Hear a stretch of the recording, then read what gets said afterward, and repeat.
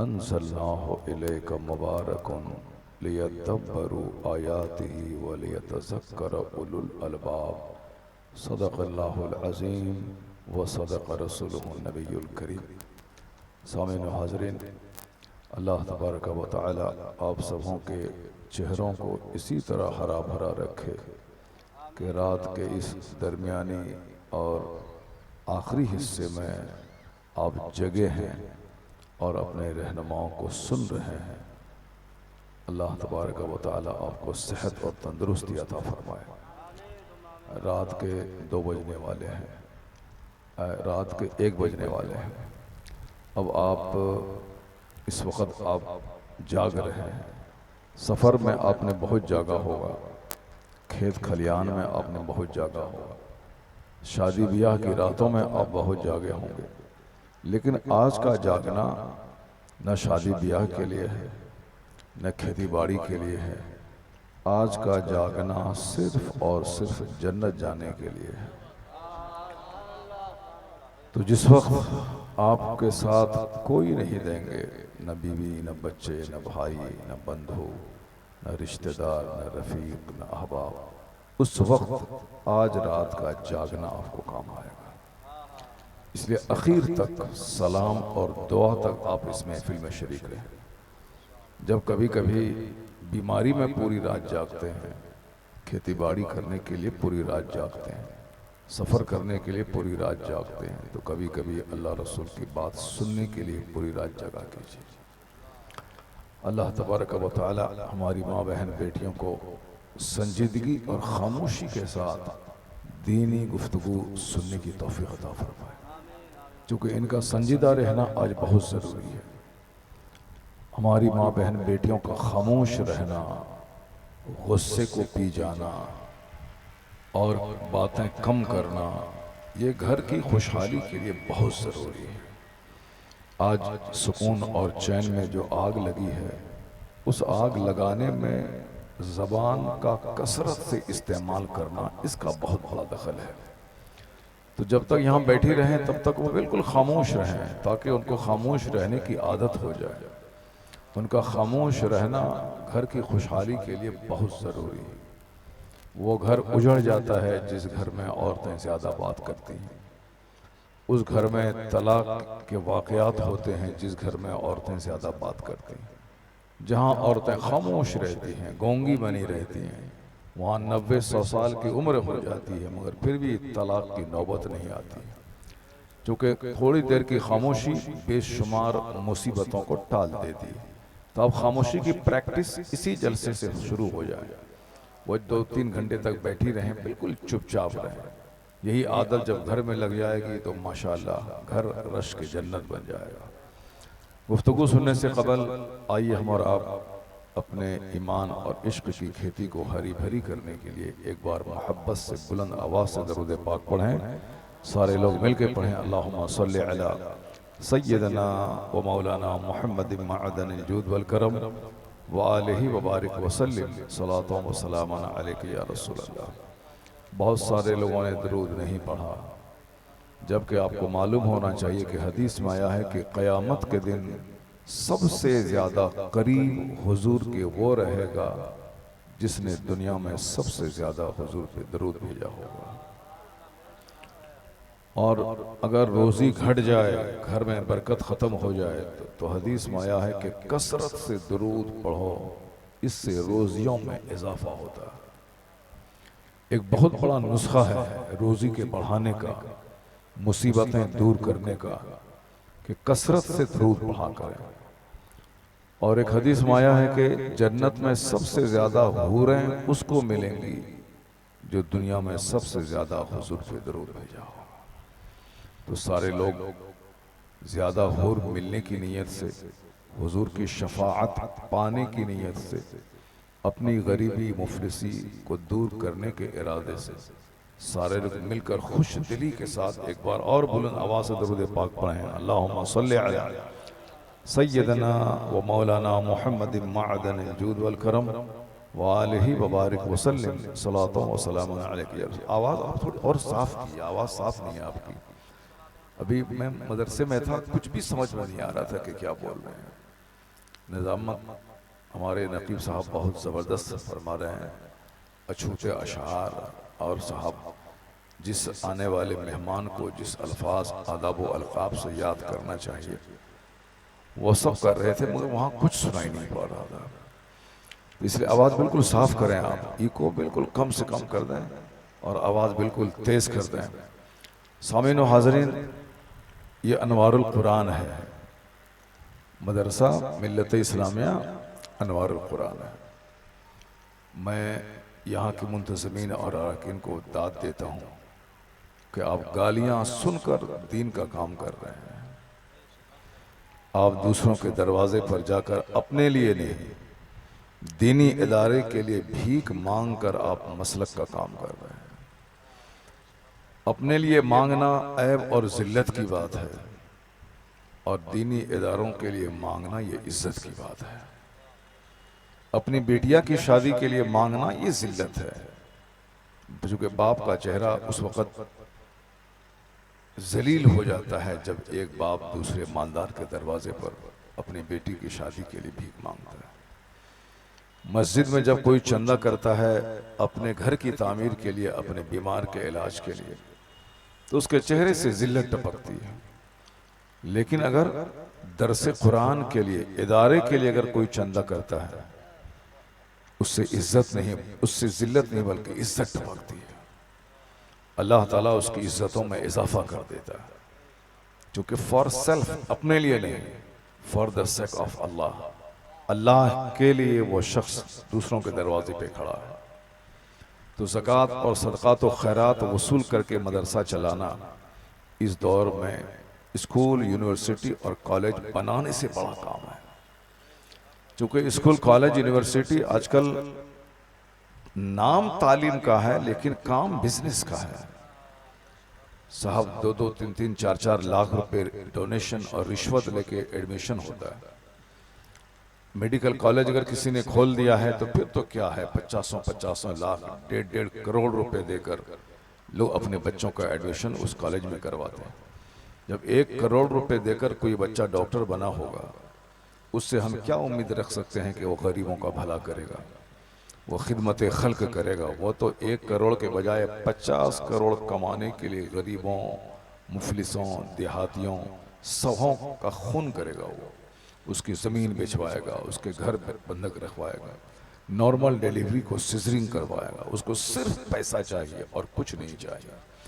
लेकिन अगर मदरसा अगर जिंदा हो गया, मदरसा अगर जिंदा हो गया, अगर यहाँ से प्रोडक्शन ज़्यादा पैदावार यहाँ से ज़्यादा होने लगी, लोग ज़्यादा आलिम, हाफिज, कारी, मुफ्ती बनने लगे, तो समाज में चोर और डकैत में इजाफा नहीं होगा, बल्कि समाज में वली, कुतुब, अब्दाल, नेक लोगों की तादाद में इजाफा हो जाएगा।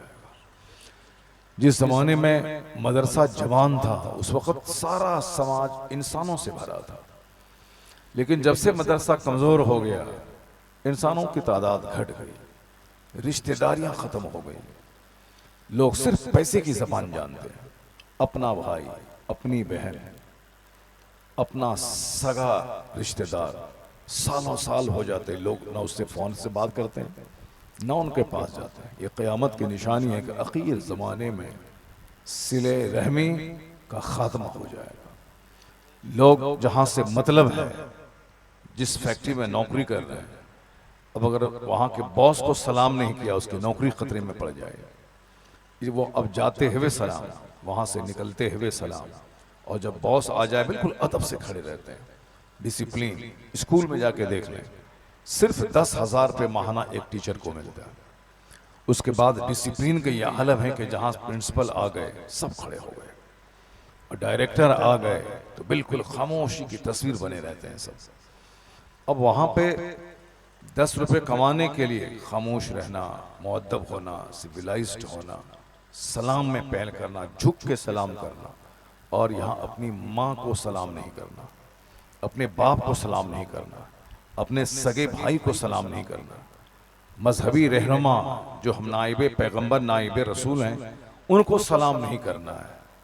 तो क़यामत की निशानी है कि आखिर ज़माने में सलाम सिर्फ पहचान वालों तक महदूद होकर रह जाएगा।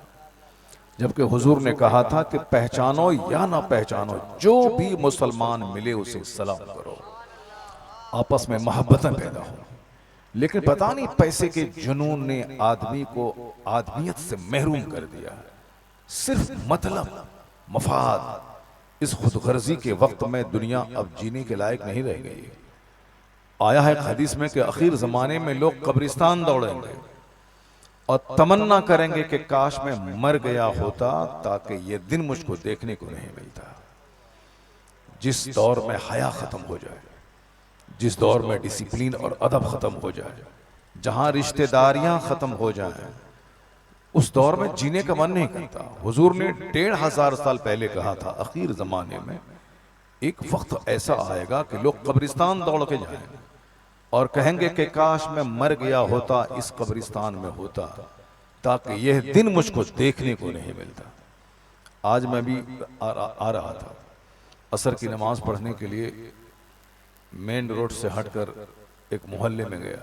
नमाज पढ़ के जब लौटा तो एक ऐसा मंजर निगाहों के सामने गुजरा कि सच कहा हुजूर ने कि आखिर ज़माने में लोग कब्रिस्तान दौड़ेंगे और तमन्ना करेंगे कि काश मैं मर गया होता।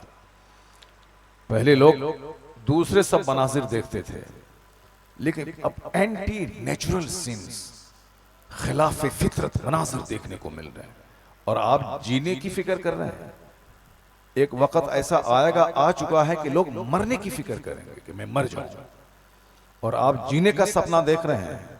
जिसका दिल मर चुका हो वही जीने का सपना देखेगा, वरना जिसका दिल जिंदा है वो यही कहेगा कि काश मैं इस दिन को देखने से पहले मर गया होता। हुजूर ने क्या फरमाया कि आखिर जमाने में हथेली पर आग रखना जितना मुश्किल होगा, उतना ही ईमान बचाना मुश्किल हो जाएगा। लोग नौकरी के चलते दाढ़ी बेच डालेंगे, लोग नौकरी के चलते अपना ईमान बेच डालेंगे, नमाज छोड़ देंगे, दाढ़ी छोटी कर लेंगे, सर से टोपी उठा के फेंक देंगे, हया की चादर जला डालेंगे। अगर नौकरी में 2 पैसे मिल रहे हैं ताकि मैं अच्छा से घर बना लूं, फिर एक औरत अपनी चादर को जला देती, टी शर्ट और जीन्स पहनकर अपने हुस्न की नुमाइश करके 2 पैसे कमाती। वरना एक मर्द हिजड़ा बन के अंदर बैठा हुआ है और बाहर उसकी बीवी दुकान में सेल्स विमेन बनी हुई। क्यों? इसलिए कि वो जानता है कि अगर मैं बैठूंगा तो ग्राहक कम आएंगे, और अगर मेरी बीवी बैठेगी तो लोग सामान लेने कम, इनको देखने के लिए ज्यादा आएंगे। शर्म और गैरत और हया सबका जनाजा उठ गया। ए नई तहजीब, तेरे सर ही इसका खून है। मेरे भाई, आप दुनिया में जीने की तमन्ना पाल रहे हैं, ये वक्त आ गया है कि जब मर जाना जीने से बेहतर होगा।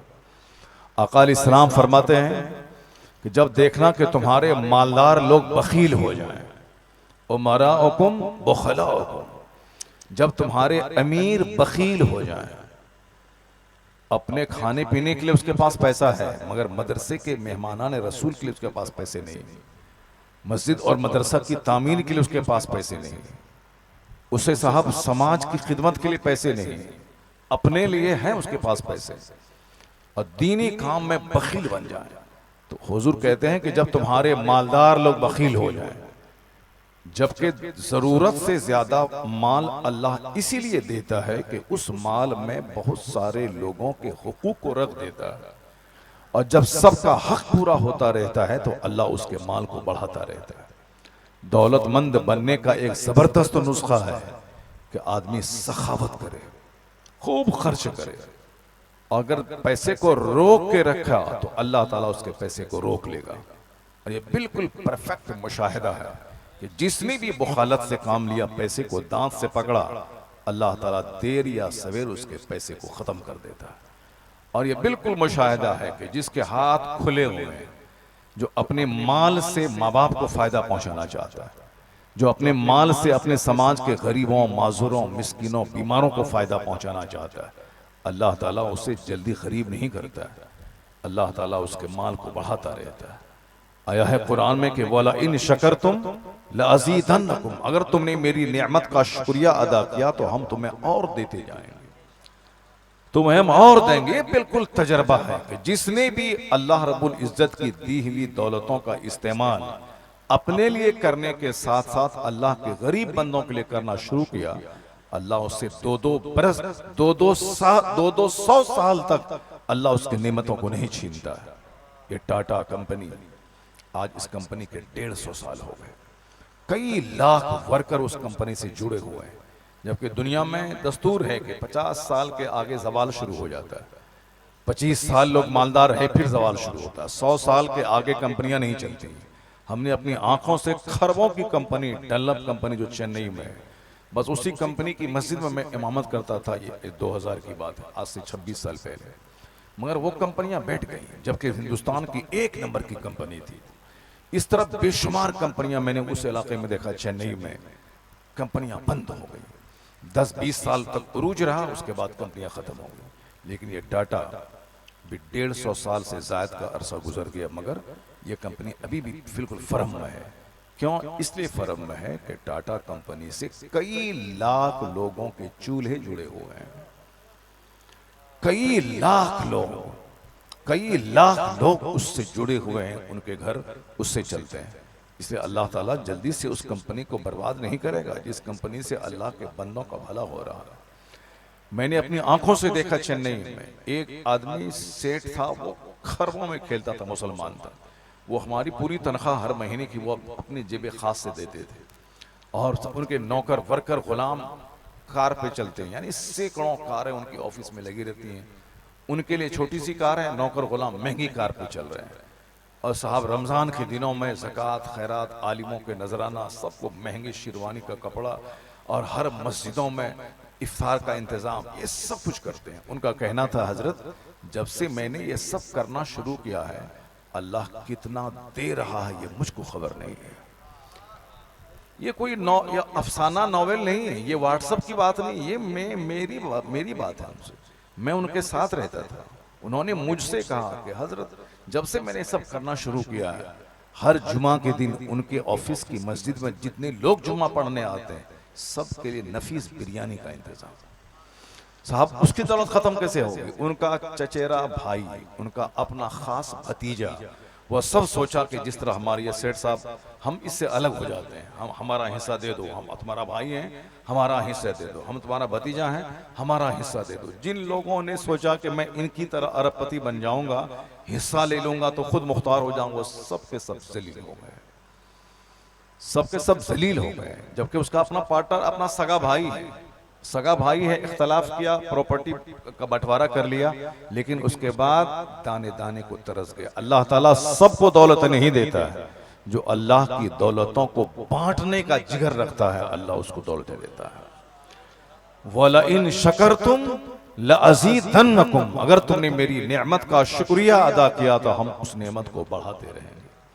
तो अब हुजूर ने क्या फरमाया कि जरूरत से ज्यादा माल इसीलिए दिया जाता है कि उसमें बहुत सारे लोगों के हक को अल्लाह रख देता है। जब हक पूरा नहीं होता है तो अल्लाह उसके माल को रोक लेता है। तो हुजूर कहते हैं, जब तुम्हारे मालदार बकील हो जाएं, और जब तुम्हारी औरतों के हाथ में सारे इख्तियारात चले जाएं, यानी कमाओ तुम, मालिक बन जाएं तुम्हारी खवातीन, और तुम उनके इशारे पे चलो।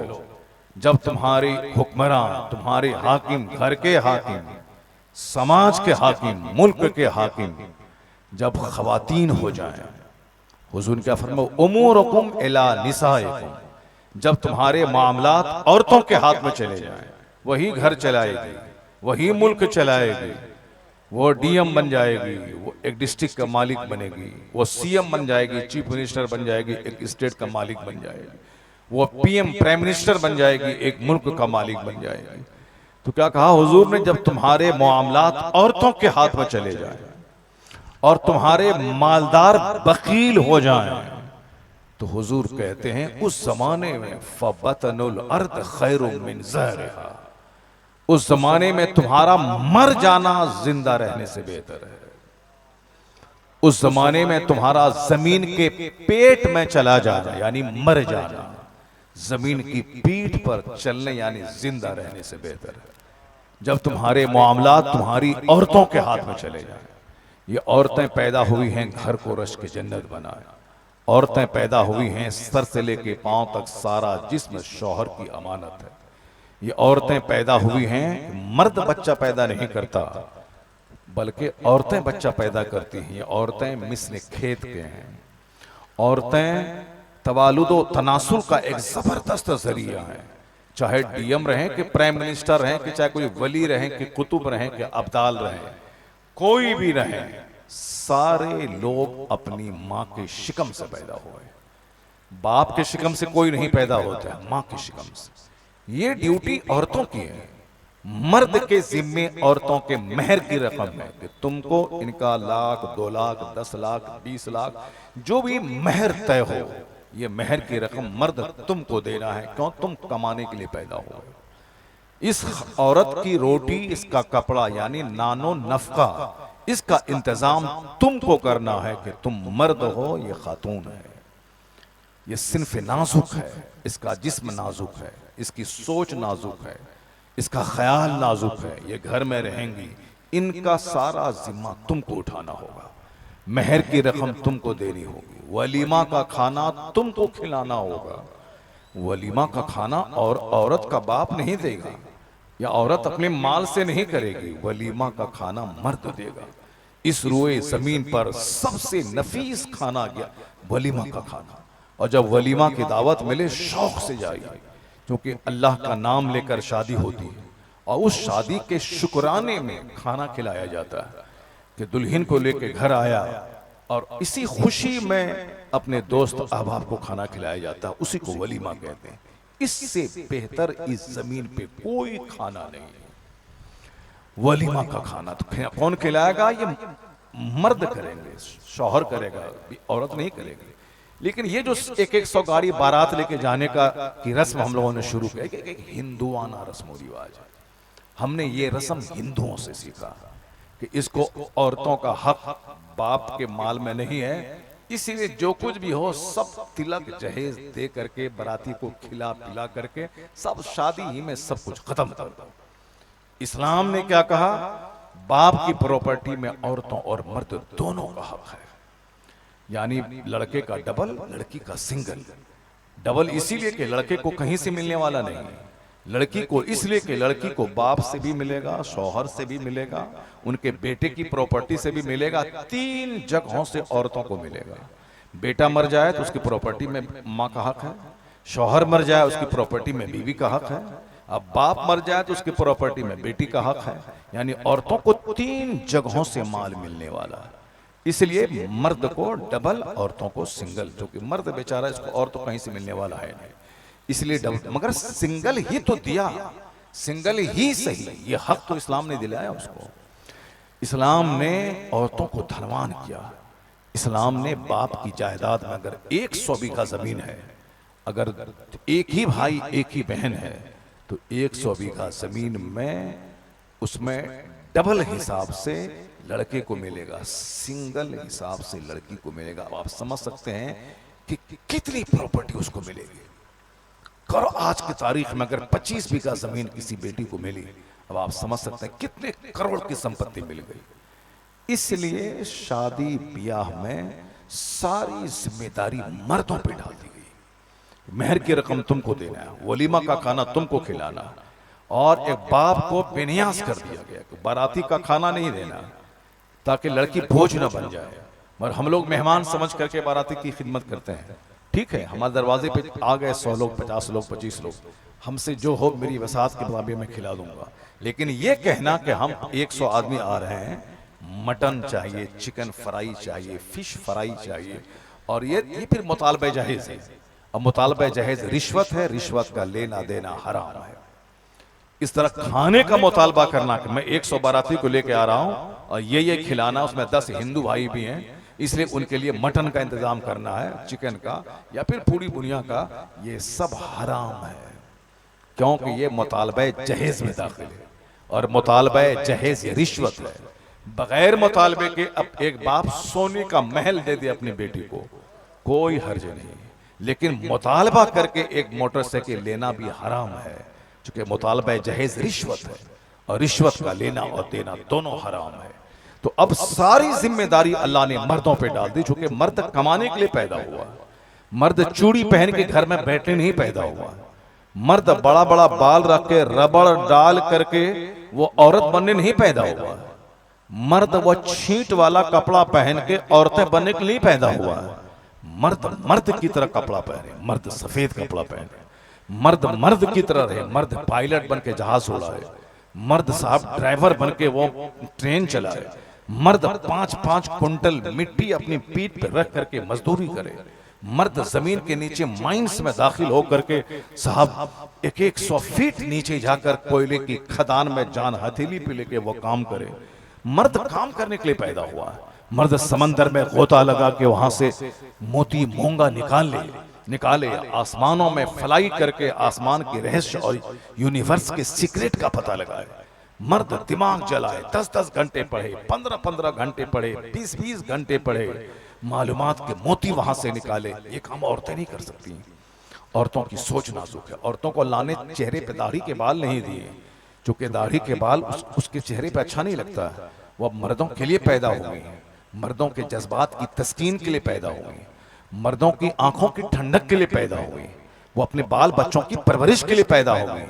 किसी भी मर्द के सीने पे आपने छाती नहीं देखी होगी, मगर औरतों को अल्लाह ने छाती दी है, इसलिए कि ये बच्चों की खुराक का सबसे बड़ा जरिया है। वो चूंकि बच्चा जब माँ के पेट में रहता है तो माँ के ब्लड से को खा के जिंदा रहता है, और जब जैसे ही पैदा होता है बच्चा, उसी ब्लड को अल्लाह दूध बना के दूध की नहर जारी कर देता है। जब तक बच्चा माँ के शिकम में है ये दूध की नहर खुश्क है, एक कतरा दूध नहीं है। लेकिन जैसे ही बच्चा माँ के पेट से पैदा हुआ, अब यहां से दूध की नहर जारी हो गई। क्यों जारी हो गई? क्योंकि अब बच्चे की सबसे बेहतरीन ग़िज़ा दूध है।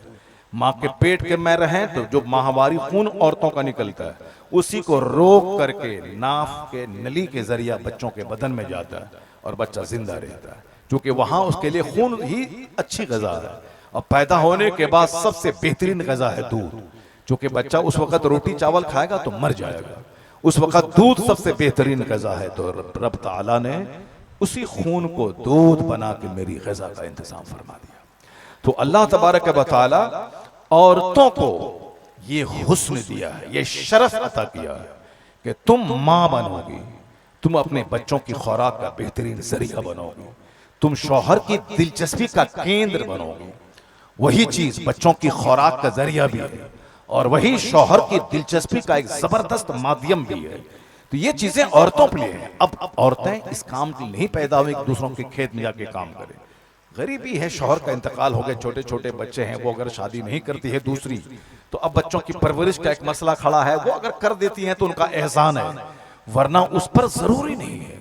जरूरी है कि अगर बाप मर गया तो उसके छोटे छोटे बच्चे हैं तो वो दादा उसकी परवरिश करे, उसके चचा परवरिश करे। औरत फौरन दूसरी शादी कर ले, ऐसा नहीं कि। और अगर वो अपने जज्बात पे कंट्रोल रखकर गुनाहों से बचकर इन छोटे बच्चों की परवरिश के लिए वो अगर अपने आप को निकाह से रोक के रखी है, तब तो उसके लिए बख्शिश का जरिया है, बख्शिश का वादा है। उन्होंने छोटे छोटे बच्चों की खातिर अपने जज्बात को उन्होंने कुचल दिया, अपनी ख्वाहिशात को उन्होंने रोक दिया। तो औरतें पैदा हुई हैं घर को हसीन बनाने के लिए, औरतें पैदा हुई हैं बाल बच्चों की पैदाइश के लिए, औरतें पैदा हुई हैं शौहरों की तस्कीन खातिर के लिए, औरतें पैदा हुई हैं घर को जन्नत बनाने के लिए।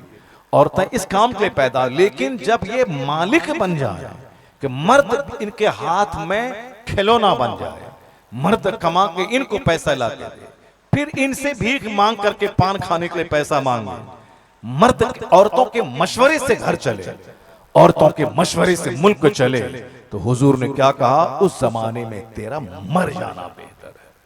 कि जो जिस काम के लिए नहीं पैदा हुई है उसके हाथ में तुमने वो उमूर दे दिया, अब तेरा मर जाना बेहतर है। अगर किसी नाबीना और अंधे के हाथ में तलवार दे दिया जाए तो कितने लोगों की गर्दनें वो नाबीना काटेगा, कितनों का खून करेगा। क्योंकि ये तलवार उसके हाथ में देना गोया इंसानियत का कत्ल करना हुआ। नाबीना के हाथ में तलवार नहीं दिया जाता है, इसीलिए तलाक का इख्तियार सिर्फ मर्दों को दिया गया, औरतों को नहीं दिया गया। क्योंकि तलाक एक गन है और यह गन चलाने का पावर सिर्फ मर्द को दिया गया। औरतों को इसलिए नहीं दिया गया कि मर्द कमाने के लिए पैदा हुआ, वो दिल्ली में जाएगा, पंजाब जाएगा, हरियाणा जाएगा, वो सऊदी अरब जाएगा, अमेरिका जाएगा, कमाएगा। तो अब अगर औरतों के हाथ में तलाक का इख्तियार दिया जाता, मर्द रहता सऊदी अरब में, औरतें अपने शौहर के घर में जितना सामान है, जेवर जेवरात, टाका पैसा, सबको समेट के पोटली बना लेती और आंगन में कहती तुमको तलाक तलाक तलाक दिया, अपने दूसरे यार के साथ चली जाती। फिर वहां जाती, वहां 2-4 महीना रहती, और फिर वहां शौहर कमाने के लिए दिल्ली पंजाब चला गया होता, फिर उसके पैसे कौड़ी, सोना चांदी, जेवर जेवरा सबको बांध करके गली के दूसरे किसी लड़के से मोहब्बत करके वह बीच आंगन में बोलता शौहर को तलाक तलाक तलाक, और फिर उसके साथ भाग जाती। पूरा समाज उजड़ जाता, इंसान का जीना मुश्किल हो जाता। आज 50 खरब की प्रॉपर्टी छोड़ के आप गल्फ चले जाते हैं, 5 साल के बाद आते हैं, जब वहां से आते हैं तो बीवी भी सलामत है, 50 खरब की प्रॉपर्टी भी सलामत है, बच्चे भी सलामत है। क्यों? वो अपने शौहर के हाथों गिरवी, तलाक का पावर उसको नहीं है, इसलिए वो तलाक बक नहीं सकती हैं। वो घर छोड़ के कोई हजारों में, लाखों में, करोड़ों में 2-4 कोई पाखाने की कीड़े की तरह कोई नापाक औरत वो बगैर तलाक के दूसरे के साथ भाग जाएं, उन रजीलों, खसीसों, कमीनों का कोई वैल्यू नहीं है। ऐसे लोग समाज में रहते हैं। अगर मुसलमान 40 करोड़ की तादाद में इंडिया में है, अगर साल में 2-4 मुसलमानों की बेटियां किसी चमार के साथ भाग जाएं, तो उस 2-4 औरतों को नहीं देखा जाएगा। ये 40 करोड़ में या 20 करोड़ खवातीन जो पर्दे में रहती हैं, जो अपने शौहर की इज्जत बन के रहती हैं, जो अपने घर की हिफाजत करती हैं, तो इन 20 करोड़ औरतों की क्वालिटी देखी जाएगी, वो 4 पाखाने के कीड़े को नहीं देखा जाएगा। मगर ये मीडिया वाला ये उसी 2-4 पाखाने के कीड़े को हाईलाइट करते हैं। ये हमारी बेशुमार खवातीन जो तहज्जुद पढ़ती हैं, जो हर महीने कुरान पाक खत्म करती हैं, जिसके चेहरे को पड़ोस के लोगों ने नहीं देखा। हमारे मोहल्ले में एक खातून है, वह 70 साल की उम्र में अभी इंतकाल करी, उनका पड़ोसी उनका चेहरा नहीं देख पाया। उनके पड़ोसी का स्टेटमेंट है कि मैंने अपनी इस भाभी का चेहरा तक नहीं देखा। वो मारे मारे फिर रही हैं, जींस टी शर्ट पहन करके, हाथ में स्मार्ट मोबाइल लेकर, पर्स लटका के, कभी यहां कभी वहां देखना, कभी इस लड़के को देखना, कभी उस लड़के को देखना, कभी इससे दिल लगाना, कभी नेट पे चैटिंग करना। वो तो पखाने का कीड़ा, वो साहब जलील है, वो जो अपनी इज्जत का सौदा करके 2 पैसे कमाती, चाहे मर्द हो चाहे औरत हो। ये इस तरह के कीड़े कम हैं। लेकिन उन खूबसूरत फूलों को देखा करें जो 90 साल की उम्र हो गई मगर अपने चेहरे से पर्दा नहीं हटाया। उन खूबसूरतों की मिसाल दें, ऐसे बेशुमार लोग हैं। दिल्ली गवाह है, जब औरतें हमारी इस तरह की थी कि 80-90 साल की उम्र तक उनके चेहरे पे अजनबी मर्दों की नजर न पड़े, तो फिर समाज वलियों से भरा था, समाज कुतुब अब्दाल से भरा था। महबूब इलाही की वालदा राबिया अस्र हद सैयदा ज़ुलेखा है, अध चीनी जो एम्स से थोड़ा आगे बढ़ेंगे आप, कुतुब वो मेहरौली शरीफ की तरफ, कुतुब मीनार की तरफ, तो बीच में सड़क से इधर से एम्स से जाते हुए राइट साइड और मेहरौली से आते हुए लेफ्ट साइड में अध चीनी में एक दरगाह है माई साहिबा की, बिल्कुल बड़ा सा बोर्ड लगा हुआ सड़क पर, माई साहिबा। वो सरकार महबूब इलाही की वालदा है, उनका मज़ार है। दुआएं बहुत वहां कबूल होती हैं, वो दुआ मुस्तजाबुद दावात वो आस्थाना है। मैंने वहां 12 मैंने हाजिरी दी, मुस्तजाबुद दावात, दुआएं कबूल होती हैं। महबूब इलाही की वालदा है। मालूम है आपको, महबूब इलाही की वालदा के बारे में आया है कि उनके चेहरे को अजनबी मर्द ने कभी नहीं देखा। वो अपनी इज्जत की हिफाजत की, शौहर के विसाल के बाद भी अपने बच्चे की पढ़ाई लिखाई परवरिश का पूरा इंतजाम किया, मगर कभी दुपट्टा सर से नीचे नहीं उतरा। तब अल्लाह ने उसके बेटे को वलियों का सरदार महबूब इलाही निजामुद्दीन औलिया बना दिया। इतना बड़ा वली दिल्ली का कि जब हुकूमत थी दिल्ली में मुसलमानों की, चपरासी से लेके बादशाह तक सब डिपार्ट के लोगों को तहज्जुद गुजार बना दिया महबूब इलाही ने। और आजकल तो 1 लाख मौलाना में 5 लोग भी तहज्जुद पढ़ते होंगे, लेकिन वहां चपरासी से लेके बादशाह तक सबको तहज्जुद गुजार बना दिया। किसने? महबूब इलाही। यानी वो दौर दिल्ली का सबसे खूबसूरत दौर था। उनकी रूहानियत, उनकी तरबियत, इखलासो लिल्लाहियत और तबलीग का जबरदस्त खूबसूरत अंदाज, उनका मजबूती से सब्र और इस्तिकलाल का पहाड़ बनकर जमी रहना, इस्लाह का खूबसूरत अंदाज। बादशाह रात में जाकर तहज्जुद पढ़ के कुरान पाक की तिलावत कर रहे हैं। चपरासी, नौकर, पुलिस वाले, ये सब के सब तहज्जुद गुजार हो गए। एक बुजुर्ग की निगाहों का तसर्रुफ था कि लोगों के दिलों का जंग साफ हो जाता था। इतना बड़ा बेटा किसने दिया? उसी माँ ने जिस माँ के आंचल को अजनबी बरतने नहीं देगा। उसी महरौली शरीफ में एक दरगाह है, हुजूर कुतुबुद्दीन बख्तियार काकी रज़ी अल्लाह ताला नाइब गरीब नवाज का।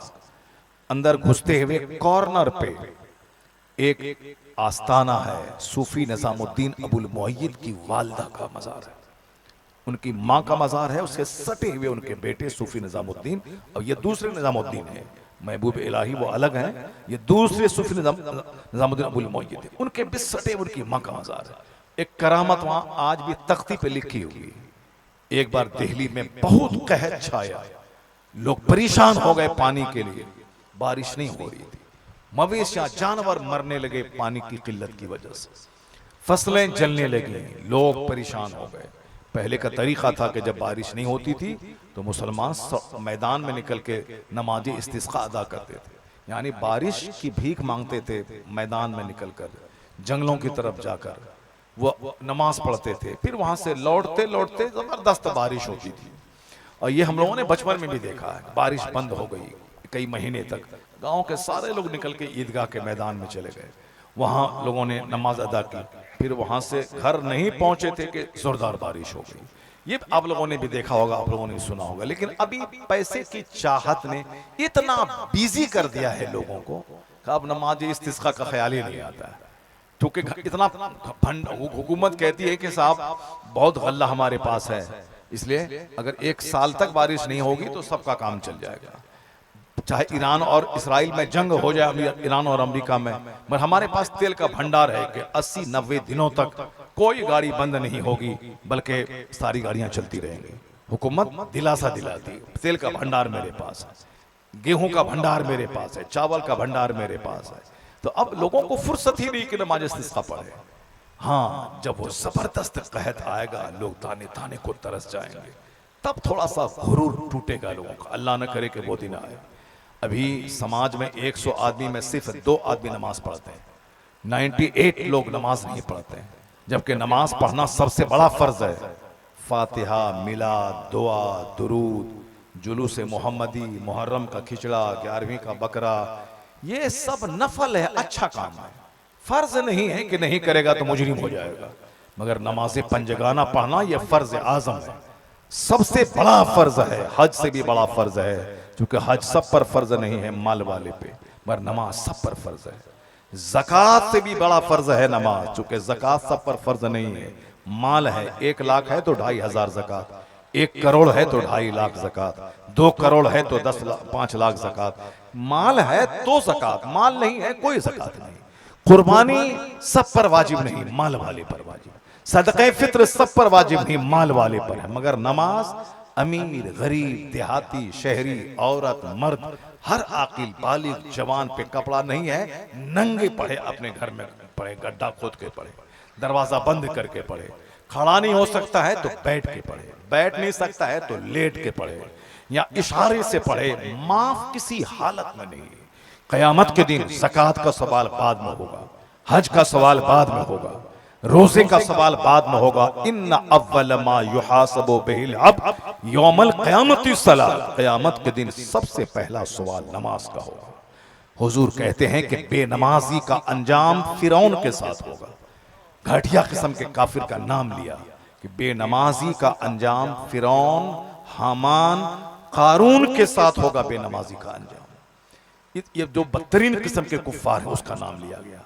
और हुजूर कहते हैं कि मन तरका सलात मुतअम्मिदन फ़क़द कफ़र, जिसने नमाज छोड़ दी उसने कुफ्र किया, कुफ्र के करीब पहुंच गया।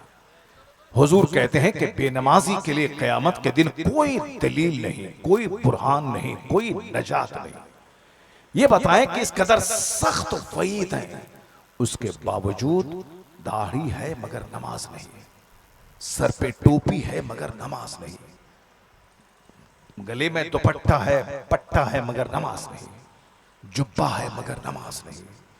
साहब ईद बकरीद के दिन सेवैयां हैं और नफीस किस्म के कपड़ों की खरीदारी है मगर नमाजी पंजगाना नहीं, जबकि ईद बकरीद की नमाज वाजिब है मगर रोजाना की 5 नमाजें ये फर्ज है।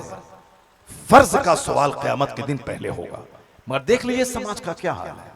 अब इसमें अगर अल्लाह ताला समाज को जमीन में धंसा दे कि एक बंदा नमाजी नहीं बना, तो अल्लाह ताला जुल्म नहीं करता है, अल्लाह ताला बंदों की बदअमली की सजा देता है। तो अब अगर कहर छा जाए समाज में, लोग दाने दाने को तरस जाए, तो अल्लाह ताला जुल्म नहीं करेगा, ये हमारी बदअमली की सजा है। पहले लोग नमाज पढ़ते थे, नमाज इस्तिस्का मतलब तौबा इस्तिगफार करते थे, अल्लाह के सामने गुनाहों की माफी मांगते थे, अल्लाह मैं मुजरिम, मुझे माफ कर दे, अब मैं तौबा करता हूं, गुनाह नहीं करूंगा, तो अल्लाह ताला रहम करके बारिश बरसाता था। लेकिन अब तो उस नमाज का ख्याल तक नहीं है, नमाज इस्तिस्का का ख्याल नहीं है, सूरज ग्रहण लगा उस नमाज का ख्याल नहीं है, चांद ग्रहण उस नमाज का ख्याल नहीं है, बल्कि सब अपने घर का दरवाजा बंद करके बाल बच्चों में मसरूफ है। नहीं होगा। बगदाद में जब लोग अपने बाल बच्चों में मस्त रहने लगे, अपने घरों में जब नाच कूद का माहौल, शराब का माहौल, गम दूर करने के लिए, इंजॉय करने के लिए शराब पीने लगे, दौलत बढ़ाने के लिए सूद खाने लगे, जब कहा गया है कि सूद खाने का गुनाह इतना खतरनाक है कि सूद के गुनाह के 70 रैंक हैं, उसमें सबसे लोवेस्ट रैंक यह है कि अय्यन कहा रजुल उम्मा, कि एक मर्द अपनी मां से जिना करे। सूद खाने के गुनाह का 70 दर्जा है, 70 दर्जा, 1 2 3 4 5, 1 की सजा, 2 की, 3 की, 70वां, यानी सबसे लोवेस्ट डिग्री ये है कि अय्यन कहा रजुल उम्मा, कि मर्द अपनी मां से जिना करे। सबसे अदना दर्जा ये है। जो बड़ा दर्जा सूद खाने का जो गुनाह का है वो कितना खतरनाक होगा। लेकिन 2 पैसा कमाने के लिए, छोटा सा घर खरीदने के लिए, अपने घर में फ्रिज लाने के लिए, अपने घर में एसी लगाने के लिए, अपने घर में कूलर लगाने के लिए, अपने घर में साजो सामान, सोफा गद्दा खरीदने के लिए, एक बाइक खरीदने के लिए कितना सूद का कारोबार हो रहा है। जबकि मालूम है कि 50 खरब की बिल्डिंग अगर किसी ने सोने की भी बना दिया हो, फिर भी उसे छोड़ के कब्रिस्तान की मिट्टी में उसे जाना होगा, 2 गज जमीन के अंदर दफन होना है, कुछ भी लेके अपने साथ नहीं जाएगा, यहां तक कि जिसमें के कपड़े उसके उतार लिए जाएंगे, यहां तक कि चांदी की अंगूठी उसके हाथ में उसको भी उतार लिया जाएगा। वो जनाजा है, मैयत है, चलो अब इसको जल्दी से दफन करो मिट्टी में। कोई 2-4 दिन रखने को तैयार नहीं होगा कि बाप है, मर गया है, उन्होंने 50 कमरे की बिल्डिंग बना दी है, चलो 5 दिन रखें ताकि मरे हुए बाप का चेहरा देख सकें। नहीं, उसको 5 घंटे उसको नहीं रखेगा, लाश सड़ जाएगा, सारे घर में ताफुन फैल जाएगा, उसको जल्दी से दफन कर देना है। क्या मिला? 50 खरब का मकान बनाने के लिए कितना झूठ बोलना पड़ा, कितनी नमाज छोड़नी पड़ी, कितने गुनाह करना पड़ा, कितना सूद खाना पड़ा। रिजल्ट क्या आया? 0, कुछ नहीं, हाथ खाली कब्रिस्तान चले गए, रिजल्ट 0 हुआ। लोग समझते नहीं, लोग सिर्फ चंद पैसा कमाने के जुनून में बढ़ते चले जा रहे। देखिए दिल्ली में कहर छाया, बारिश रुक गई, मुसलमान सड़कों पे आ गए, हजारों की तादाद में लोगों ने नमाज इस्तिस्का अदा की, मगर फिर भी बारिश हो नहीं रही। लोग आ गए, मशाइख आ गए, उलमा आ गए, अवामुन्नास लोगों में से, मगर बारिश नहीं हो रही। उसी दौरान सूफी निजामुद्दीन अबुल मुअय्यद वो अपनी माँ की हुजरे में गए, माँ का दुपट्टा हाथ में लिया और उस हाथ में लेके कहा, इलाही ये उस औरत का दुपट्टा है जिस औरत को मरते दम तक किसी गैर मर्द ने नहीं देखा। इलाही उस खातून के इस दुपट्टे का वास्ता है कि तू बारिश रहमत का नज़ूल फरमा दे। इधर दुआ खत्म नहीं हुई थी कि घंघोर घटा छाई, मूसलाधार बारिश हुई, दिल्ली और दिल्ली का सारा इलाका जल थल हो गया। माशाअल्लाह, सुभान अल्लाह।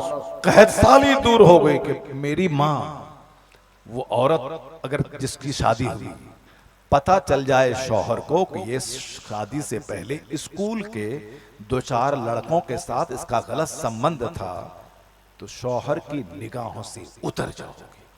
कभी जिंदगी में तेरी मोहब्बत शौहर के दिल में नहीं पैदा हो पाए। भले ही बाल बच्चों का चेहरा देख के वह तुझको तलाक नहीं दे, मगर जब भी चेहरे पे नजर पड़ेगी और जब वो सीन आएगा कि ये वो है जो 2 साथियों की गोद में झूल चुकी है, या तो गैरतमंद शौहर घर छोड़ के भाग जाएगा, या तुमको तलाक दे देगा, या खुद जहर खा के मर जाएगा। ऐसा नहीं कि जो किया पढ़ने के जमाने में कि आप शादी हो गया सब खेल खत्म है। सारी जिंदगी डरती रहोगी कि मेरे उस ऐप पर मेरे शौहर की नजर न जाए। सारी जिंदगी फोन करके अपने उस यार को माफी मांगती रहोगी, भीख मांगती रहोगी कि खबरदार तुम मेरे शौहर को मत बताना, जो हो गया सो हो गया उस दिन में, मगर मेरे शौहर को खबर ना हो जाए। मैं तेरा हाथ पकड़ती हूँ, तेरा पांव पकड़ती हूँ, मैं भीख मांगती हूँ, तुम मेरे शौहर को कभी उस राज को मत बताना। सारी जिंदगी वो डरती रहेगी कि कहीं वो छोकरा मेरे शौहर को मेरी हरकतों के बारे में खबर न कर दे। जो औरत अपनी इज्जत की हिफाजत करती है, जिनका न जबान जिसकी बहकी, न आंख बहकी, न चेहरा बहका, न हाथ बहका, न कदम बहके, वह सारी जिंदगी बोल्ड रहेगी। वह सारी जिंदगी अपनी इफ्फत मापी पे नाज करेगी। कभी कोई खतरा नहीं रहेगा कि मेरी इज्जत शौहर की निगाह में गिर जाएगी। नहीं नहीं, वो हमेशा बोल्ड रहेगी, उसकी बात में पुख्तगी रहेगी, चूंकि तकवा, परहेजगारी, इफ्फत माबी उसको अंदर से मजबूत बना देती है। जो औरतें गुनहगार हैं, जो औरतें अपनी इज्जत का सौदा कर चुकी हैं, जो औरतें अपनी जवानी का गलत इस्तेमाल कर चुकी हैं, कभी बोल्ड नहीं होंगी। हजरत उस्मान गनी का जमाना है, एक शख्स की शादी हुई, शादी के 6 महीने के बाद बच्चा पैदा हो गया। अब 6 महीने बच्चा पैदा होता नहीं। यह केस तफसीर इब्न कसीर की रिवायत है कि वो नौजवान उस्मान गनी की बारगाह में आया, कहा अमीरुल मोमिनीन, मेरे घर में शादी हुई, शादी के 6 महीने के बाद मेरा बच्चा पैदा हुआ, मगर 6 महीने बच्चा पैदा होता नहीं है, इसलिए बच्चा मेरा नहीं है। मगर मेरी बीवी कहती है कि नहीं, मैंने कोई गलत काम नहीं किया, यह तुम्हारे ही हमल से बच्चा पैदा हुआ है, मेरे पांव फिसले नहीं हैं, यह तुम्हारे हमल से ही बच्चा पैदा हुआ है। जरा कुरान पाक का एक मौजज़ा भी मुलाहिजा कीजिए और फिर एक पाक बाज औरत की बोल्डनेस मुलाहिजा कीजिए। औरत कहती है शौहर, ये बच्चा तुम्हारा ही है, क्योंकि मैंने आज तक कोई गलत कदम नहीं उठाया है। शौहर बोला कैसे मानो, जबकि ऐसा समाज में होता नहीं है, 6 महीने में बच्चा पैदा होता नहीं है। कहा इस मामले को लेकर अमीरुल मोमिनीन के पास चलो। दोनों मियां बीवी उस्मान गनी के पास आए, दामाद मुस्तफा के पास आए। आपने केस को सुना। औरत बोल्डली कहती थी कि यह बच्चा शौहर का है, चूंकि मैंने कोई गलत कदम नहीं उठाई। नेकी थी जो उसको हिम्मतवर बना दिया था, उसका तकवा था जो उसको अंदर से बोल्ड बना दिया था। कमजोर औरत कभी ऐसा नहीं कह सकती, इसलिए कमजोर खातून मत बनो, वरना तेरा बच्चा कमजोर पैदा होगा, तेरा बच्चा चोर, उचक्का, गुंडा, मवाली पैदा होगा। चूंकि बच्चा बाप के पेट से नहीं, माँ के पेट से पैदा होता है। बच्चा माँ के पेट में 9 महीना रहता है। बच्चा माँ की छाती से लगकर 2 साल तक दूध पीता है, बाप की छाती से लग के दूध नहीं पीता है। इसलिए बाप से ज्यादा नेक परहेजगार माँ का रहना जरूरी है, क्योंकि उसी पेट में बच्चा पलता है, उसी छाती से लग के बच्चा 2 साल तक दूध पीता है और 5-10 साल तक एक माँ नर्स की तरह अपने बच्चों के पेशाब पाखाना के कपड़े को धोती है। इसलिए बच्चा ज्यादा अटैच माँ से रहता है।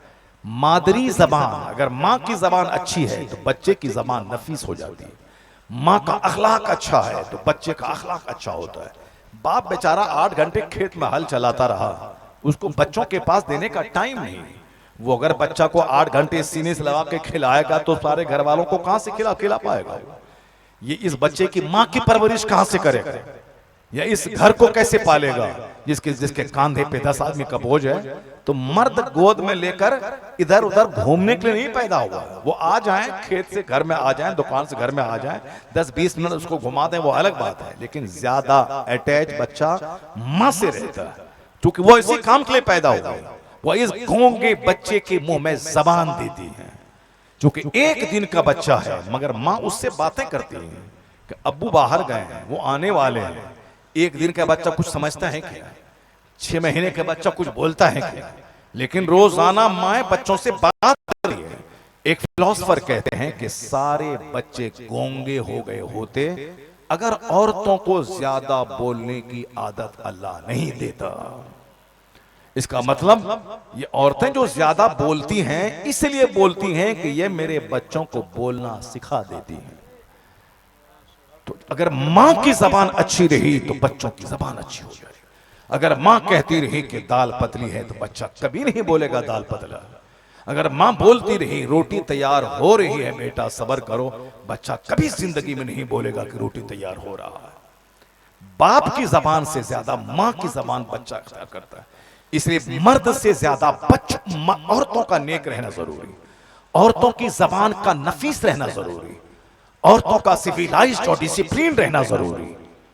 मर्द का भी रहना जरूरी है क्योंकि मर्द ही बीज डालता है और बीज अगर सड़ा हुआ हो तो फसल सड़ी पैदा होगी। इसलिए मर्द का रहना अच्छा जरूरी है। इससे ज्यादा पाकबाज औरतों का रहना जरूरी, क्योंकि बच्चा औरतों से ज्यादा अटैच रहता है। वो औरत बोल्ड थी क्योंकि वह गुनाह नहीं करी थी, उनके हाथ पांव सब सारे पार्ट्स गुनाहों से सेफ थे। अमीरुल मोमिनीन के सामने उन्होंने गवाही दी कि अमीरुल मोमिनीन ये बच्चा मेरे शौहर का है, मैंने कोई गलत कदम नहीं उठाई है। तकवा परहेजगारी में बोल्डनेस, कमजोर खातून कमजोर औलाद जन्म देगी। शौहर कहा मैं कैसे मानूं जबकि 6 महीने बच्चा पैदा होता नहीं। अमीरुल मोमिनीन दोनों की बातें सुनने के बाद ये फैसला सुनाने वाले थे कि ये बच्चा इस शौहर का करार नहीं दिया जा सकता है, क्योंकि बच्चे 6 महीने में तबल्लुद पैदा नहीं होते हैं। इसलिए ये बच्चा इस शौहर का करार नहीं दिया जाएगा। गौर से सुनिएगा, करार नहीं दिया जाएगा। लेकिन इसी दौरान हजरत मौला अली मुश्किल कुशा तशरीफ ले आए। वह मौला अली शेर खुदा जिनके बारे में हुजूर ने कहा था अना मदीनतुल इल्म व अली बाबुहा, I am city of knowledge and Ali is the door of it. मैं इल्म का शहर हूं और अली उस शहर का दरवाजा है। मौला अली के सीने पे हुजूर ने अपना दस्ते मुबारक रखा था। उसके बाद आप कहते हैं कि उसके बाद से मेरा सीना इतना कुशादा हो गया, इतना ओपन हो गया कि कोई भी सवाल आता फौरन उसका जवाब मेरे दिमाग में आ जाता। एक बार एक छत पे एक बच्चा चढ़ा, वो बच्चा किनारे की तरफ भाग रहा था, रेलिंग नहीं थी। माँ बुलाती है बेटा आ जाओ, गिरेगा मर जाएगा, मगर बच्चा की आदत होती है माँ बुलाती है तो बच्चा पीछे भागता है। वह पीछे भाग रहा था गिर जाएगा। वो औरत फौरन छत से नीचे उतरी, मौला अली के पास गई, कहा कि हुजूर मेरा बच्चा छत पर है, बुलाती हूं तो आता नहीं है, वह पीछे भागता है, पीछे भागेगा बगैर रेलिंग के छत से गिर जाएगा हुजूर। तो मौला अली ने ये नहीं कहा कि ये कौन सा तरीका हुआ साहब, मैं नमाज रोजे हज जो ज़कात तलाक निकाह खुला इबादत ये हमसे पूछो ताकि मैं बताऊं, मगर तुम ये बोली कि मेरा बच्चा छत पे है, वो बुलाती हूं तो आता नहीं है, हम क्या जाने, हम क्या करें, तुम जो तरकीब करना करो। नहीं, वो मौला अली थे। कहते हैं कि हुजूर ने मेरे सीने पे जब से हाथ रखा इतना कुशादा मेरा सीना हुआ कि कोई भी प्रॉब्लम आता फौरन उसका हल मेरे दिमाग में आ जाता। औरत बोली आपने बगैर ताखिर के कहा कि जाओ, जिन्स को जिन्स से प्यार होता है, इस उम्र के बच्चे को ले जाके बीच छत में रख दो, तुम्हारा बच्चा किनारे से उसके पास आ जाएगा।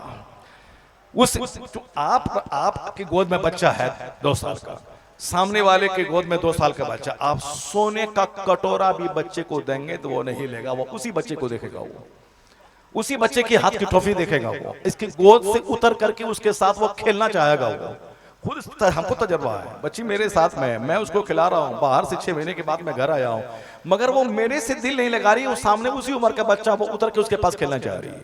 जिसको जिनसे प्यार होता है।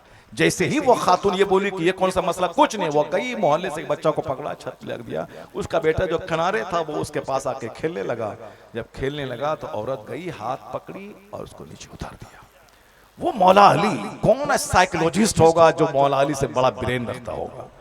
मौला अली जब कहा उस अमीरुल उस्मान गनी से कि क्या मैटर है, कहा मैटर है कि शादी के 6 माह हुए, बच्चा तवल्लुद हुआ, और लड़का कहता है मेरा बच्चा नहीं है, कैसे हो सकता है? मौला अली ने कहा कि आपकी क्या राय है? जरा जोर से बोलिए सुभान अल्लाह, हाथ उठा के बोलिए ला इलाहा इल्लल्लाह। हाँ, सर झुका के मत बैठिए, बल्कि मेरी तरफ चेहरा देखिए, मेरी तरफ आंख उठा के देखिए, सर झुकेगा नींद आ जाएगी, मुझको देखिए। बस 1-2 बातें मैं और करूंगा, मेरा टाइम होने वाला है, 1 घंटा होने वाला है। अब मैं आपसे जा रहा हूं, बात चूंकि बात से बात पैदा होती है, ये भी तकरीर ही मैंने नहीं शुरू किया, अभी तुम्हारा मेरा टॉपिक जो था वो उस टॉपिक को मैंने टच नहीं किया, और उसी टॉपिक से रिलेटेड ये एक पैराग्राफ भी है, इसको सुन लें आप, गौर से सुने, गौर से सुने, सर नीचे नहीं सर ऊपर रखें, कुरान का मौजज़ा देखें, मौला अली के इल्म का कमाल देखें, और उस समाज के खवातीन की बुलंदी देखें।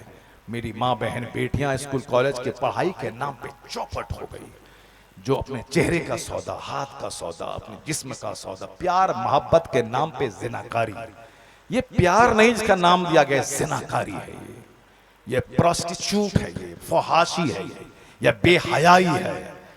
ऐसा नहीं कि जबरदस्ती किसी औरत के साथ किया तो ये क्राइम है, और दोनों आपसी रजामंदी से करें तो ये क्राइम नहीं है, ऐसा नहीं है। वो ज़िना बिल जबर है, जो जबरदस्ती किसी 5 लड़के मिलकर एक औरत का किडनैप करे, उसके साथ मुंह काला करे, ये ज़िना बिल जबर है। लेकिन वो भी ज़िना ही है जब दोनों आपसी रजामंदी से करें, वो भी ज़िना ही है, बाहमी रजामंदी से ज़िना ही है। हाँ, अलबत्ता समाज के 10 लोगों के, 5 लोगों के, 4 लोगों के बीच में वो दोनों शादी का कॉन्ट्रैक्ट और मुआयदा कर लें, समाज को गवाह बनाकर, चाहे 2 आदमी मिनिमम क्यों ना हो, अब ये शादी हो गई, अब ये कॉन्ट्रैक्ट हो, लड़का भाग नहीं सकता है, तुमने मेहर के बदले में इसको अपने निकाह में लिया है, अब इसकी परवरिश तुम पर लाजिम है। समाज की निकाह में मुजरिम होगा वो जो उस औरत को छोड़ के भाग जाए। और हदीस में आया है कि जो भगोड़ा अपनी बीवी और अपने बच्चों को छोड़कर घर से भाग जाए, कोई फर्ज, कोई नफल कबूल नहीं होगा उसका, वो खाने काबा का खिलाफ थाम के मर क्यों ना जाए काबा में, कोई फर्ज, कोई नफल कबूल नहीं होगा। इसलिए कि बाल बच्चों के को छोड़ के भागना नहीं है। और यही वो हदीस पाक में जो तहदीद आई है, जिसकी वजह से 1000 घर में लड़ाई झगड़े हों, कुछ भी हो, मगर शौहर घर छोड़ के नहीं जाता, वरना कितने घर उजड़ जाते हैं। औरतों की जबान तो कटीली होती है, वो तो सिर्फ शौहर को काटना जानती है। साहब, सारी शिकायतें शौहर से ही होती हैं, उसको शौहर के घर में रहना, शौहर के घर में रानी बन के रहना, फिर सारी लड़ाई शौहर से ही होती है, सारी लड़ाई शौहर की माँ से होती है, सारी लड़ाई शौहर के बहन से होती है। जिस घर में वो रहती है, सास उसी घर में, ननद उसी घर में, ननद उसके शौहर की बहन है, उस अपनी बहन की तरह माने, सास अपने शौहर की माँ है, अपनी माँ की तरह उसको इज्जत दे। नहीं, सबसे ज्यादा दुश्मनी उसी शौहर की माँ से, सबसे ज्यादा दुश्मनी उसी शौहर की बहन से। वो तो शौहर का दिल है, सीना है, चौड़ा है, मर्द का सीना, जो सब सह लेता है। माँ को गाली दे, माँ की शिकायत, चलो ठीक है, अब बेचारा क्या करेगा। एक तरफ बीवी है, उसको तलाक दे, मारे पीटे तो घर का सुकून तबाह हो। एक तरफ माँ है, अगर वो नाराज हो तो जन्नत तबाह हो जाए। अब बच्चों को जन्नत भी, लड़के को जन्नत भी सलामत रखना है और घर की खुशी भी सलामत रखनी है।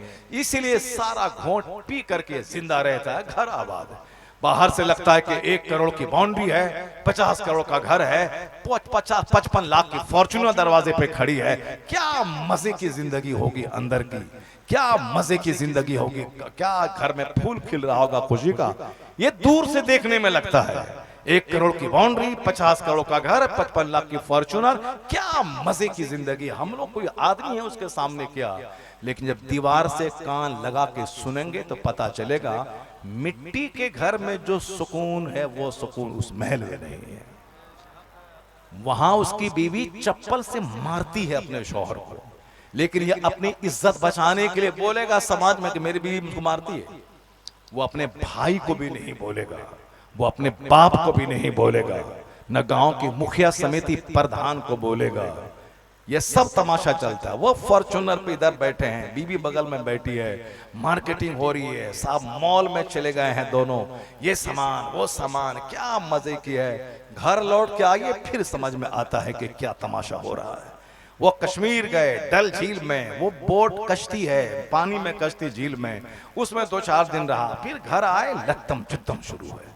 ये शौहर का जिगर है कि सब सहता है। ये दूर से देखने में अच्छा लगता है। राजस्थान का एक आदमी अरबों में खेलता था, चारों तरफ बाउंड्री वाल, स्विमिंग पूल जो आजकल माहौल चला हुआ है, वो तालाब, स्विमिंग पूल, वो घोड़ा, उधर हाथी, अरबपति था सब। क्या अब शादी में खूबसूरत लड़की की नाक लंबी हो, आंख बड़ी हो, चेहरा गोश्त से भरा हो, लीन एंड थीन और लॉन्ग लंबी हो, खूब सिलेक्शन करके प्यार मोहब्बत की शादी रचाई ताकि जिंदगी का मजा मिल जाए। 1 साल के बाद जब उसका दोस्त वहां गया, 2 दिन ठहरा, 1 मिनट के लिए दोनों शौहर बीवी की आंख नहीं मिली, बात नहीं किया। मौलाना साहब ने पूछा कि क्या है, पिछले बार आए थे तो 1 मिनट दोनों अलग नहीं होते थे, साए की तरह चिपके रहते थे, स्विमिंग पूल में, सोफा पे, घर में, डाइनिंग हॉल में। अभी मैंने 24 घंटे से तुम्हारे घर में हूं मगर एक बार बात करते हुए नहीं देखा। क्या मतलब है? जो हमारे छोकरे ये समझते हैं कि साहब गुटखा खा ले जिंदगी का मजा मिल जाएगा, कौन बुढ़ापे में नमाज पढ़ लेंगे, अभी तो मस्ती का दिन है, कर ले मजा मिल जाएगा। माल चाहिए, माल सूद खा के कमाए चाहे जैसे कमाए, माल चाहिए। माल वहां तो खत्म, 1000 साल में उतना पैसा नहीं कमा पाएगा जितना पैसा उनके पास मौजूद है। जब वहां लोग जहर खा रहे हैं, जब वहां लोग साहब खुदकुशी कर रहे हैं, वहां सुसाइड है। सुशांत सिंह राजपूत जैसा हीरो बंबई में अपने करोड़ों के घर में सुसाइड कर लिया, सबको मालूम है। कोरोना काल के जमाने में 30 साल की खूबसूरत तरीन औरत, करोड़ों जिसके फैंस थे, वो अपने घर में जहर खा के मर गई। सड़ी हुई लाश दरवाजा तोड़ के पुलिस वाले ने निकाला। साहब पटना बिहार की राजधानी में अरबों में खेलने वाला जौहरी, जो सोने चांदी की 10 दुकान उसकी थी, अमेरिका यूरोप से घूम करके वो आया था बाल बच्चों समेत। 10 दिन भी नहीं हुए थे अमेरिका से आए हुए कि अपनी बीवी को गोली से मार दिया उन्होंने, अपने दोनों बच्चों को मार दिया और खुद गोली से शूट करके पूरी कहानी खत्म कर डाली। जब उसका भाई दूसरे मोहल्ले से पुलिस वाले को लेकर दरवाजा तोड़ के घुसा, देखा चारों तरफ खून ही खून फैला है। और पूरी कहानी यानी एक बेटा एक बेटी, बीवी खुद अपना सब अपनी कहानी खत्म कर लिया है। तुम गुटखा खा के क्या एंजॉय करना चाहते हो? तुम साहब हराम की 2-4 दौलतें, 2-4 पैसे हराम के कमाने के बाद क्या चाहते हो? क्या मकान 2-4 ईंट जोड़ने के बाद क्या चाहते हो? जिंदगी का मजा मिल जाएगा।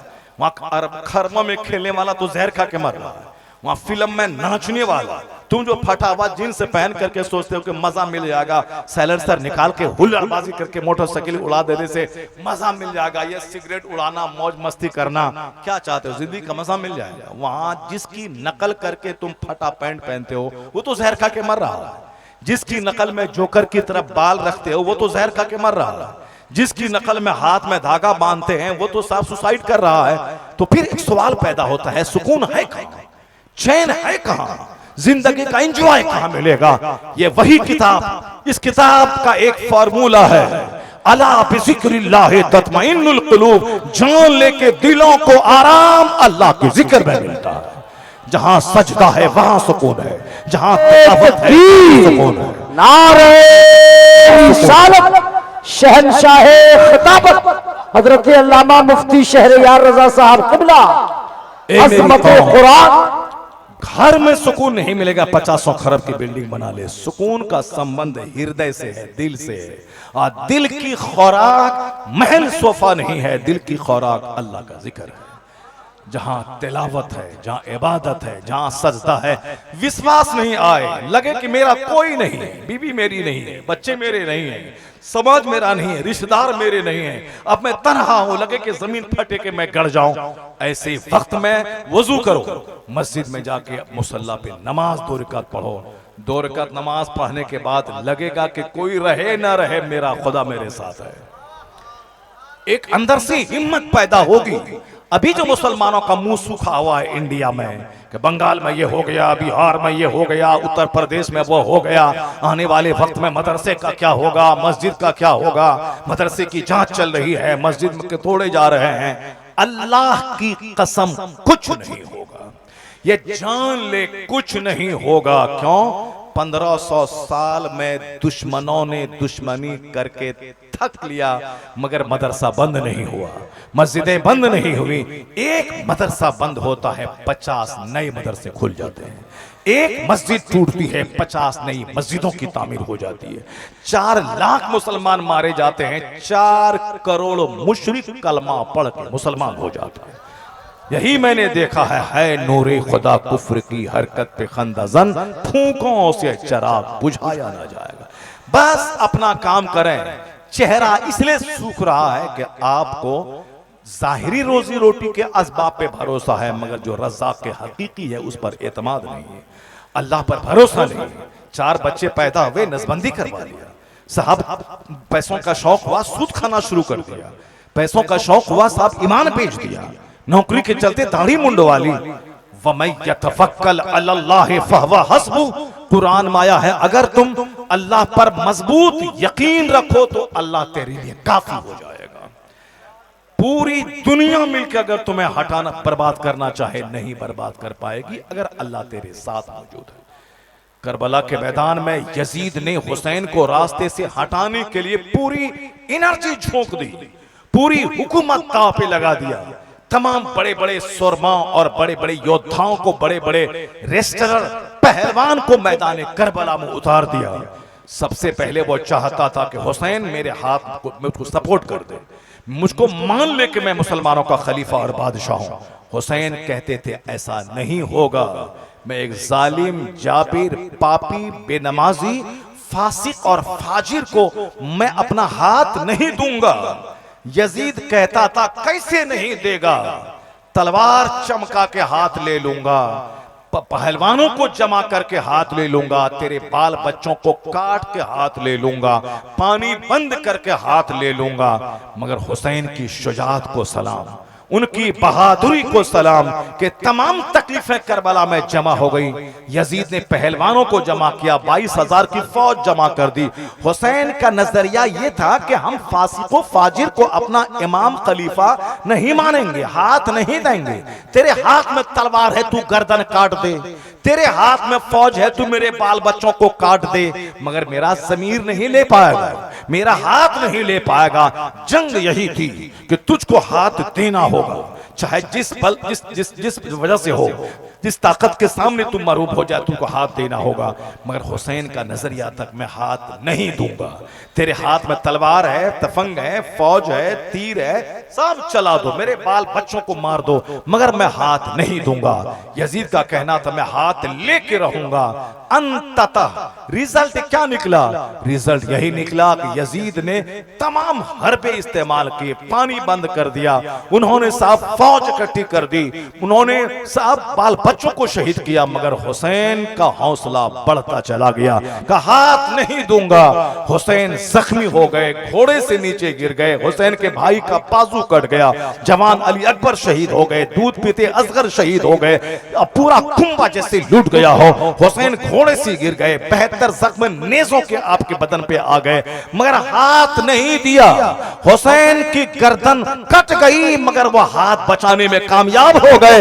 यजीद सारी हुकूमत को दांव पे लगा दिया, हुसैन का हाथ नहीं ले पाया, यजीद हार गया, हुसैन अपने मकसद में जीत गए। हुसैन जीत गए, चूंकि हाथ नहीं दूंगा नहीं दिया। यजीद कहा था हाथ ले लूंगा, नहीं ले पाया, सारी ताकत झोंक दी, मगर हुसैन का हाथ नहीं ले पाए। कौम मुस्लिम, यह हुसैन आजम की कहानी नाचने की कहानी नहीं है, यह हुसैन करबला का वाकया या ढोल बजाने की कहानी नहीं है। ये करबला का वाकया या बांस और बल्ली और माठ करके उसमें दुलदुल बना करके 2 कब्र बना के घुमा के 2 पैसा कमा के चरस और अफीम और ताड़ी शराब पी के नाचने की कहानी नहीं है। औरतों को जमा करके पानी डलवा के औरतों से पैसे लेके ताड़ी पीने की कहानी नहीं है। ये कहानी है सब्र की, ये कहानी है शुजाअत की, ये कहानी है बहादुरी की, ये कहानी है चाहे हालात जैसे भी हो जाए, मरना तो है ही ना, एक दिन तो मरना है, चाहे 100 साल में मरो, चाहे 200 साल में मरो, जब मरना ही है तो गीदड़ों की मौत क्यों मरनी है? जान दे देने मगर अपना ईमान कभी नहीं देना। ये करबला का सर्रा सर्रा यही बताता है। हुसैन की कब्र से आज भी यही आवाज आती है, मगर बुरा हो मुसलमानों का जिन्होंने नारे तकबीर, नारे रिसालत, औलादे गौसे आजम नबी रहे सरकार मखदूम अशरफ समनानी, हुजूर ताबिश अशरफ अशरफुल जिलानी हुजूर तशरीफ ला रहे हैं। पूरा मजमा आले रसूल के इस्तकबाल में खड़ा हो और एहतरामन इनके चेहरे की ज़ियारत करे।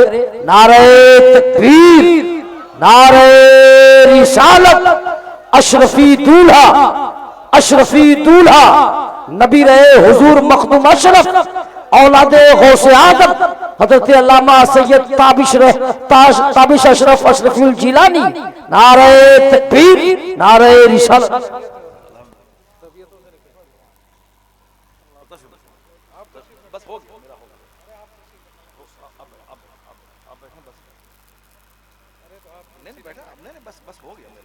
मेरा खत्म, काम खत्म हो गया, बैठ जा, बस हो गया, बढ़िया। सामाइनो हाज़रीन, ये अशरफी दूल्हा तशरीफ ले आए। अब इनके चेहरे को भी देखिए। जिस हुसैन आज़म का चर्चा मैंने किया, उस हुसैन आज़म के ख़ानदान के चश्मो चिराग यहाँ जलवागर हो गए। मैं सिर्फ एक मैसेज दे के जाना चाहता हूँ कि करबला की कहानी ये इमाम बाड़े की कहानी नहीं है। करबला की कहानी सिर्फ ताज़िया उठोने की कहानी नहीं, करबला की कहानी सब्र की कहानी, शुजाअत की कहानी। हुसैन आज़म ने सब कुछ लुटा के बता दिया कि अगर तुम्हारी जिंदगी में ऐसा कोई लम्हा आ जाए कि दाढ़ी बचाओ या नौकरी, ईमान बचाओ या साहब अपनी बेटी, ऐसे मौके पर ईमान बचाना, गर्दनें कटवा देना।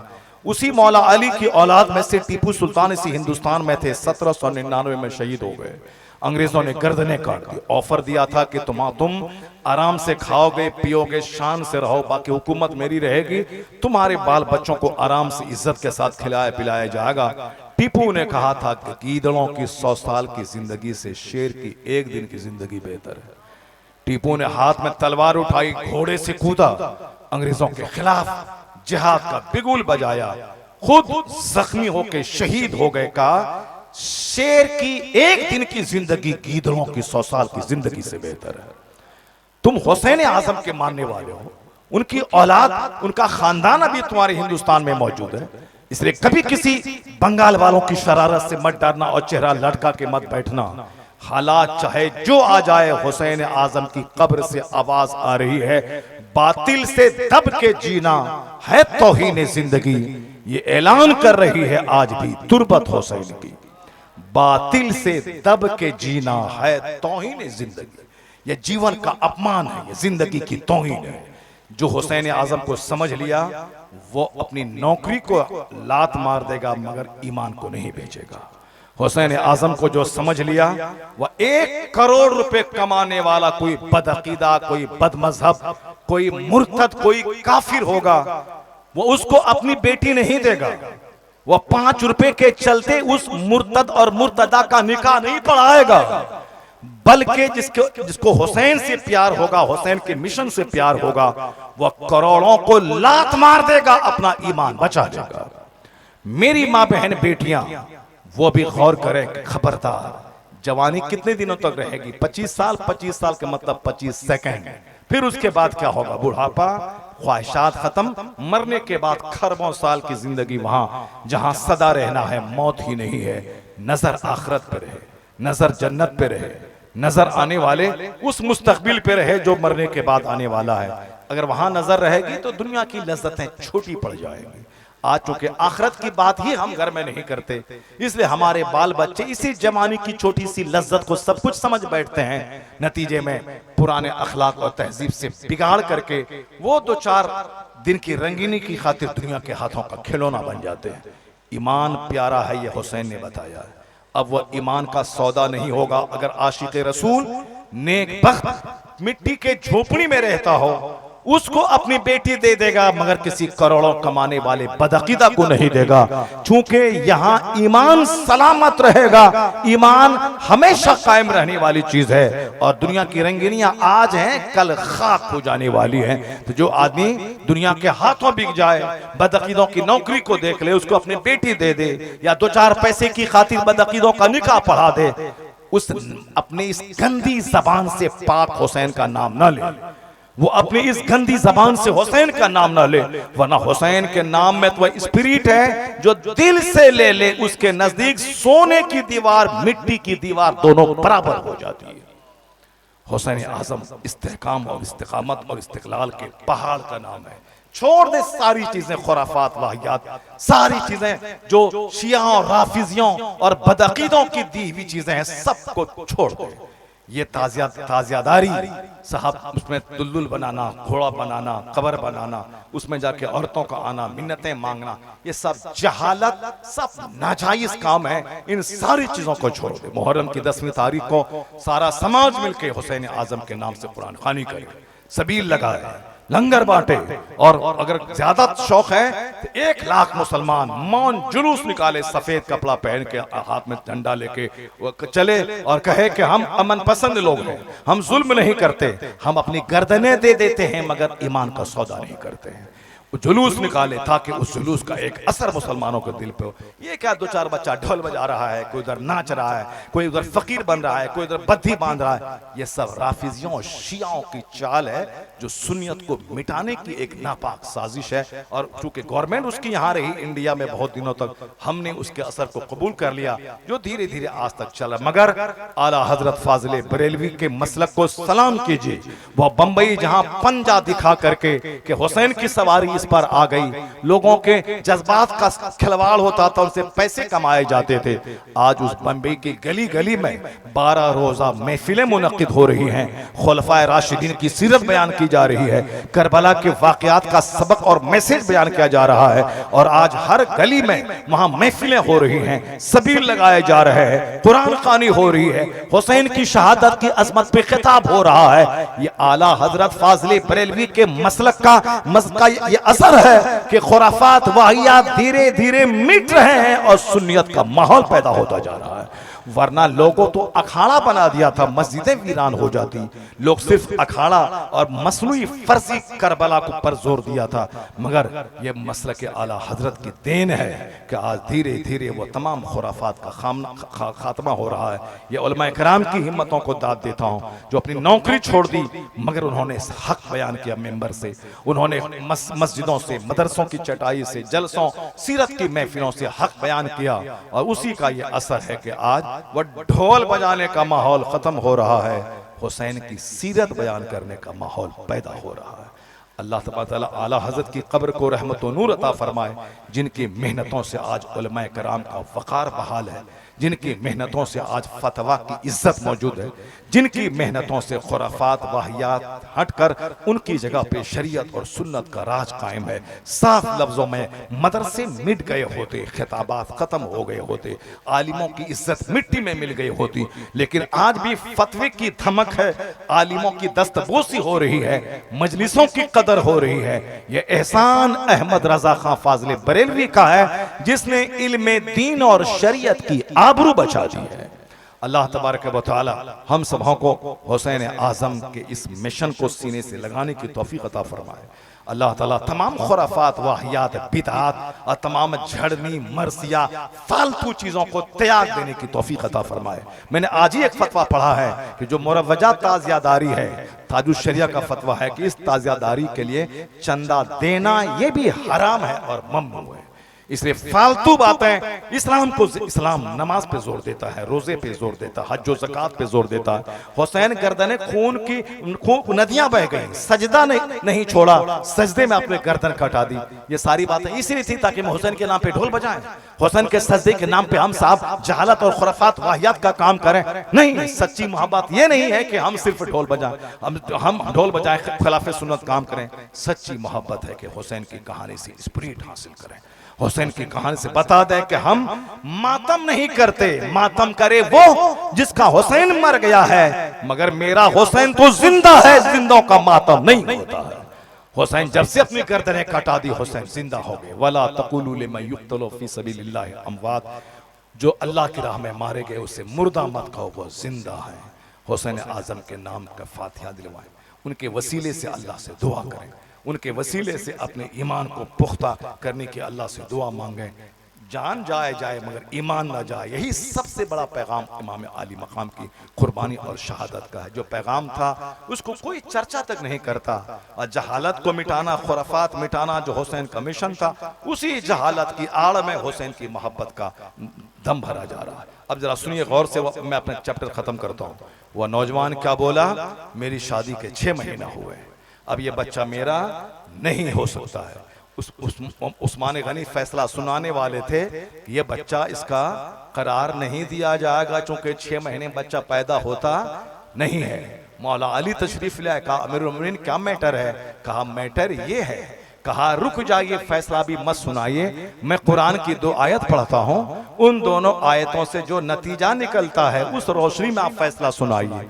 मौला अली कहते हैं, एक जगह अल्लाह ने कहा है वल वालिदातु युरदिअना औलादहुन्ना हौलैन कामिलैन, माएँ अपने बच्चों को दूध पिलाएं 2 साल तक, जो पूरी मुद्दत दूध पिलाना चाहें। इस आयत करीमा से पता चला कि दूध पिलाने की पूरी मुद्दत 2 साल है। और दूसरी जगह अल्लाह ने फरमाया व वस्सैनल इंसान बिवालिदैहि एहसाना हमलतहु उम्मुहु कुरहा व वदअतहु कुरहा हमलहु व फिसालहु सलासूना शहरा, हमने ताकीद की है इंसान को माँ बाप से अच्छा सलूक करने की, इसलिए कि माँ तकलीफ से पेट में रखती है और तकलीफ से बच्चों को जनती है, तो उनका पेट में रखना और दूध छोड़ाना सलासूना शहरा 30 महीने में होता है। पेट में रखना और दूध छोड़ाना 30 महीने में होता है। 12 महीने का 1 साल, 12 महीने का 1 साल और 6 महीने का आधा साल, यानी 30 महीना हो गया 2.5 साल। तो अब इस आयत में आया कि दूध पिलाने की मुद्दत है 2 साल, और इसमें कहा गया कि दूध पेट में रखने और दूध छुड़ाने की मजमूई मुद्दत है 2.5 साल। तो 2.5 साल में से दूध पिलाने की 2 साल की मुद्दत को माइनस कर दिया जाए तो हमल की मुद्दत बच जाती है 6 माह। मौला अली की इस तहकीक पर हजरत उस्मान गनी रज़ियल्लाहु ताला अन्हु खुश हो गए। कहा यह आयत करीमा का तेवर कहता है कि हमल की मुद्दत 6 माह है। तो उन्होंने फैसला सुना दिया कि यह बच्चा इसी लड़के का करार दिया जाता है, क्योंकि हमल की मुद्दत 6 माह है। आज 1400 साल के बाद मेडिकल साइंस कहती है कि हमल का पीरियड 6 महीना है। 6 महीने के बाद बच्चा पैदा होने के मूड में रहता है, किसी भी टाइम में पैदा हो सकता है। मजीद मैच्योरिटी के लिए 3 महीना और माँ के पेट में बच्चा रहता है, लेकिन सर से लेके पांव तक सारे पार्ट्स की नशोनुमा, सारे पार्ट्स की तामीर और तश्कील 6 महीने के अंदर हो जाती है। उसके बाद बच्चा पैदा हो सकता है। तो साइंस जहां आज पहुंची है, वहां कुरान करीम ये नजरिया 1500 साल पहले से दे रहा है। पता ये चला कि साइंस तरक्की करती जाएगी, कुरान का समझना आसान होता चला जाएगा। है नूरे खुदा कुफ्र की हरकत पे खंदाजन, फूंकों से चराग बुझाया ना जाएगा। ज़हने इंसान को बेदार तो हो लेने दो, हर कौम पुकारेगी हमारे हैं रसूल, हर कौम पुकारेगी हमारे हैं हुसैन। अब अपने मजहब पर मजबूत आस्था और यकीन कीजिए, अपने नबी से सच्ची मोहब्बत कीजिए, हुसैन आज़म से सच्चा प्यार कीजिए, अपने उलमाए कराम को मजहबी रहनुमा समझिए। आपका चचा भतीजा बेटा बाद में है, पहले वो नाइब पैगंबर है। नाइब पैगंबर समझकर सम्मान दीजिए, तब उनकी बातों की कद्र होगी, तब उनकी बातें आपके दिल में उतरेंगी। अगर आप नफरत करने लगे इनसे तो फिर तो और तमाशा होगा, बदकारियों का तमाशा होगा। पहले ज़माने में आलिमों की इज्जत थी, एक जुमला जुमा को कहते थे, सारा समाज उसको मानता था।